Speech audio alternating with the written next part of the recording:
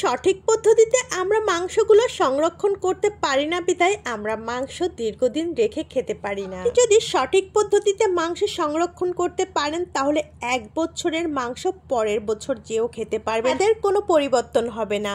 শুধুমাত্র মাংসটা আপনাকে সঠিক পদ্ধতিতে সংরক্ষণ করতে হবে। দীর্ঘদিন ধরে মাংস যখন সংরক্ষণ করবেন তখন ওই মাংসটা ফ্রিজে রেখে একটু ড্রাই করবেন। ড্রাই বলতে মাংসর গায়ে যেন কোনো পানি রক্ত কিছু না থাকে। তারপর এমন একটা জিপার ব্যাগ না হলেও হবে, এভাবে মাংসগুলোকে একটার পরে একটা না রেখে একেবারে শুয়ে সুন্দর করে লেবেল করে রেখে দিবেন। ব্যাগে রাখার পরে মাংস যেন সবটুকু এক জায়গায় না চলে যায় সেটা খেয়াল রাখতে হবে। অবশ্যই আমি যেভাবে রাখছি ঠিক যেভাবে রেখেছি দেখেন মাংস কিন্তু একটার উপর একটা ওঠেনি। সুন্দর করে আমি মাংসগুলো লেবেল করে রেখেছি। যেহেতু আমার জিপার ব্যাগ এখানে ইউজ করেছি তাই এর মুখটা দেওয়ার পর আমি একটু হালকা ট্যাপ করে দিয়েছি।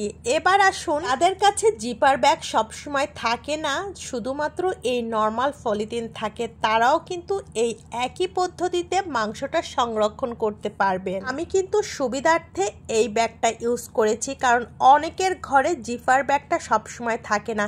দেখেন মাংসগুলো রেখে জিপার ব্যাগের মতোই আমি কিন্তু সবগুলো মাংস একটা থেকে আরেকটা কোনোভাবে যেন মাংসের গায়ে না লেগে যায় সেদিক খেয়াল করে কিভাবে রেখেছি দেখেন, এটা কিন্তু স্পষ্ট দেখা যাচ্ছে। আপনাদের সুবিধার্থে আমি এই 2 পদ্ধতিতেই দেখিয়ে দিলাম যাতে আপনাদের অসুবিধা না হয়। এখন আমি আরেকটা পলি ইউজ করেছি।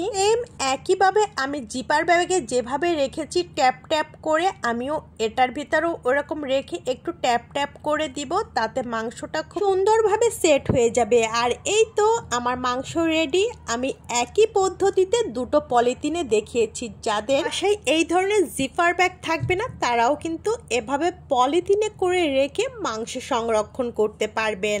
এভাবে যদি আপনি মাংসটা হালকা ড্রাই করে রেখে ফ্রিজে রাখেন তাহলে কিন্তু আপনার মাংসের স্বাদ ঠিক ফ্রেশ মাংসের মতো থাকবে, স্বাদের কোনো রকম কোনো কম্প্রোমাইজ হবে না। আর মাংসটাও যখন আপনি বের করবেন দেখবেন একেবারে ফ্রেশ মাংসের মতো লাগবে।